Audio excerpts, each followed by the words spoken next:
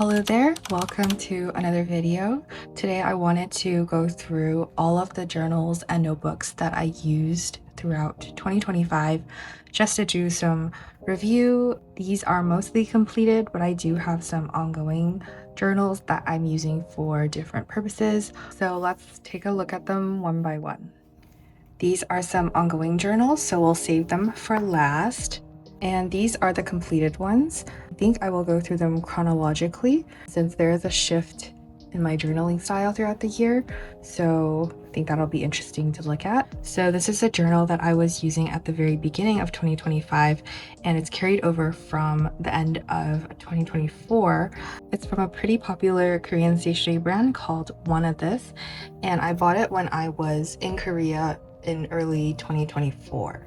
As a quick aside, over the past few years, I've usually just used one journal at one time, and anything that I would write about or paste in would just go into this one main journal because I was moving around and traveling a lot, so I didn't want to have to go in between different notebooks or journals. So this was actually the only journal I used during this period.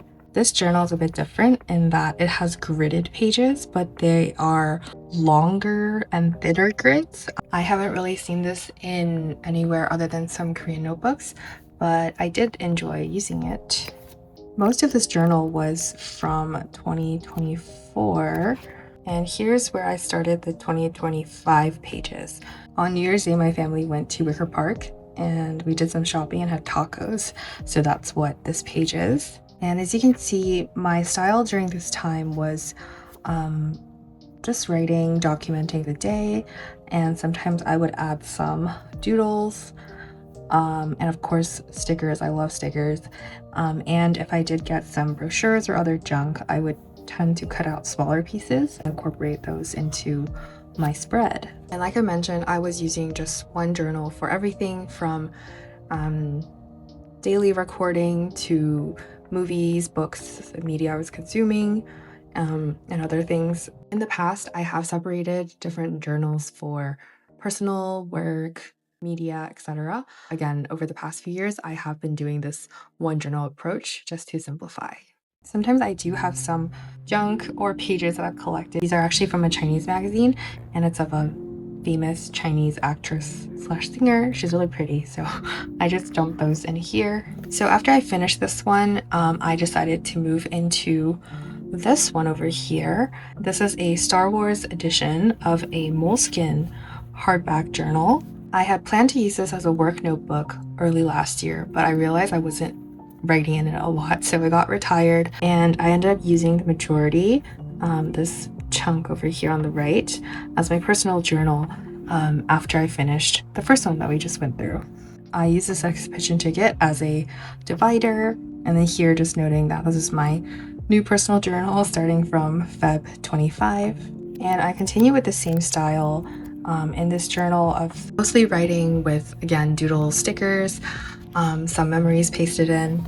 For example, this was a day at the museum, and I had some stickers from an exhibition I went to in Seoul, so I thought that was kind of on theme for a museum day. And then here I wrote some reflections and then also planning for the next time that I was going back to the museum. Some more spreads here. This one's from the Critics' Choice Awards last year, or earlier this year. This one's from Super Bowl Sunday.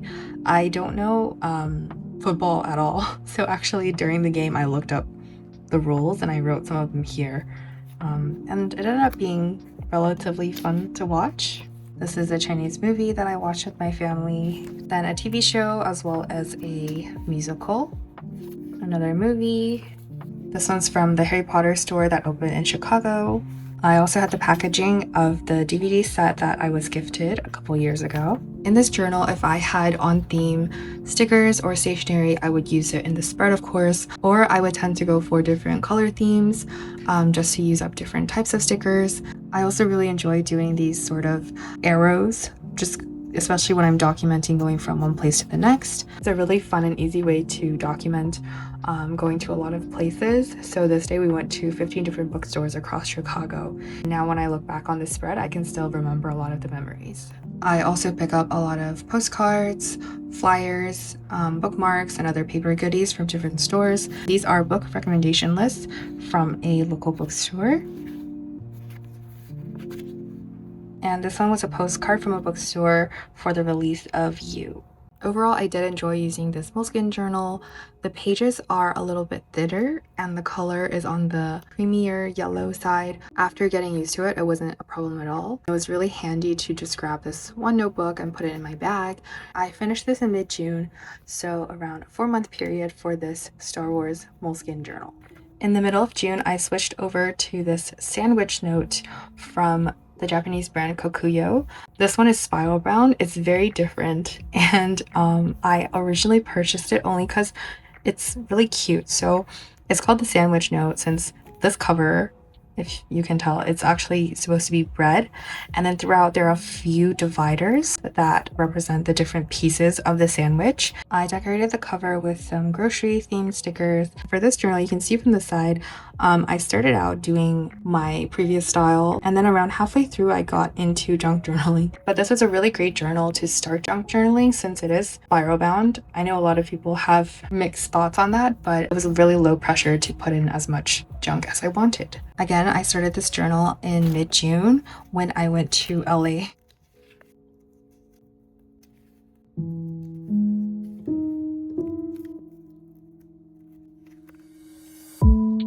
I think these are the last few pages in my previous writing journaling style. This is actually one of my favorite spreads. My dad came to visit for my birthday and I just wrote down pretty much every place that I took him to. Then I think this begins the junk. This is from Akil's order over the summer. A little bit of a mixed style. I was still doing some doodles here. This is a junk spread from a book signing I went to. Some junk with some writing. These were all product packaging pieces from a K-Beauty haul, another movie review, and then a lot more junk. So I think I got into junk journaling because it was quite different from my previous style. It seemed a little bit easier and simpler to do a spread. It was just what I collected and then piecing that together. As I became entrenched in junk journaling, I started following Martina Calvi. I saw she created her own journals. I bought one to try out next. So this is Martina's Tiny Store's ribbon junk journal with the baby blue gingham colorway. I think that's what it's called. There's a super long ribbon you can tie around the journal, and I have it tied this way just to alleviate some of the pressure on the cover so that's not a huge dent. So this is my first full junk journal. She's a lot chunkier than my other journals. She actually broke in multiple places, so I'll show you what that looks like. I received this journal in early August, I think, and I finished it around end of October. So this covered around 3 months, although I did do travel journaling separately, which I will show you in a bit. So I was about a third of the way through this journal when this page just split in half, and the spine was completely exposed. So I tried to put it back together by gluing 2 pages together and also trying to glue the spine again, but it didn't work out great. And by the time I was finished with the journal, it broke again. So this is what it looks like in the end. I decided to not try to fix it anymore just because I wasn't sure how to, and I know that this is a problem with some of the other girlies using this journal. So I decided to just cover up the spine, and then I can still flip through this pretty easily. Again, for this journal, I included a lot more junk on each page, and I think you can see I'm a maximalist, so I don't do well with blank spaces. So I do fill up each page as much as possible, but I still like to do a bit of writing. I think it helps me remember the memories more clearly, and I like having the mix of visual versus writing. Through junk journaling, I also went to some events and met some pretty cool people. So this was an event that Letters to Apollo / Third Place Crafters hosted when they were in Chicago. This one was an event with Cozy Stationery Club, and then this one's a pop-up with Bex Roses, who hosts the Chicago Junk Journal Club. So I used this journal for about 3 months and I enjoyed it for the most part, but it is a lot heavier, especially after you put the junk in. So even holding it now, my arms are like pretty tired. So because of that, it's not the most convenient to take out to journal at a cafe or especially during travel. So I mostly use this one when I was at home, which is fine, but just something a little bit different from my other journals. Before I finished that junk journal, I also did a month-long trip to Asia to visit family. And because I didn't want to carry such a heavy and chunky journal, I decided to do travel journals instead. Originally, I was going to use this one for my whole trip. This is from the Flow paper magazine. The pages have different colored backgrounds already, so it's actually pretty fun to use without having the pressure of needing to decorate. But because I collected a lot of junk, I finished this halfway through my trip. So for the second half of my trip, I ended up using this moleskin journal. This one is the Kahir journal. So it's the one with the paper cover, so it's a lot thinner, although it has gotten chunky now with all my junk. And this cover has Gaudi's Casa Bayo. I think maybe that's how you pronounce it.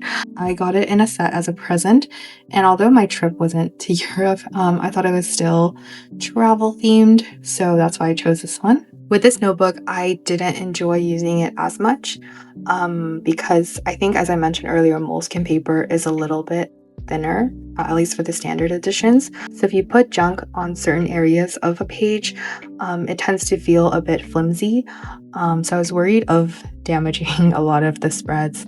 And I think I was used to a wider page with the Martina junk journal and also my Flow travel journal. So because this one, the pages were a little bit thinner in width, nothing out of the ordinary, of course, but just in comparison, I felt like I couldn't put as much junk, or I couldn't place them how I wanted to.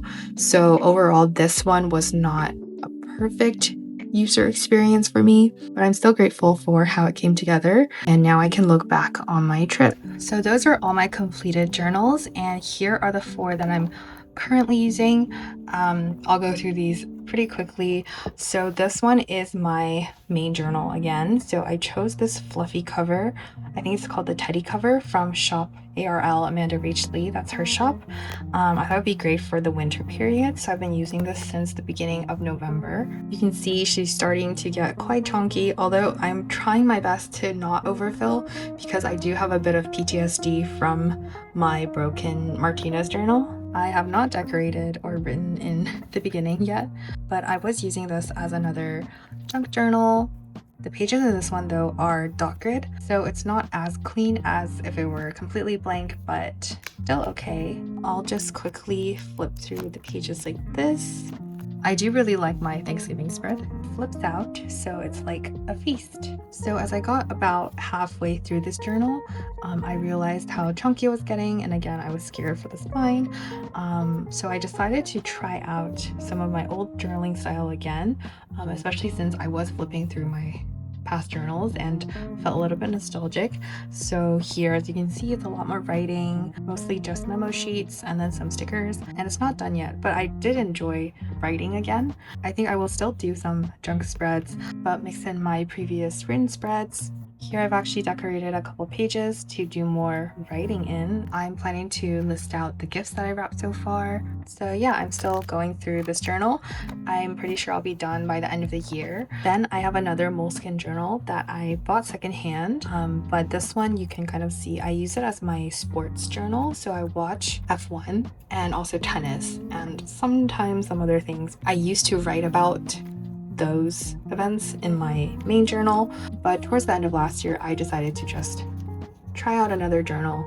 Instead of separating the journal into different sections for each sport, I still prefer to do it chronologically because sometimes there are events going on at the same time. When I got into junk journaling, I also started doing some of that in this journal. I actually went to the Cincinnati Open tournament, so there's some junk from there, but I do plan to do more written spreads in here too. We're almost done, but this is a small spiral bound notebook. I bought this at Barnes & Noble, I think. There's a cat on a piece of toast on the cover, and the inside is just grid. And this one I just keep on my desk to write out lists of to-dos or if I have content ideas. So it's more of kind of like a brainstorming memo pad of sorts. And most of the time I prefer writing something down by hand. and then checking it off or crossing it out versus having it on my phone or my computer. So this is kind of the Notes app, but in real life. And then the last notebook that I'm writing in is from Field Notes. It's one of their Chicago editions. I think it was also in a set. This one also has grid pages inside, and I'm using it as a reading notebook of sorts. So when I read some nonfiction books, I'm using this to take some notes.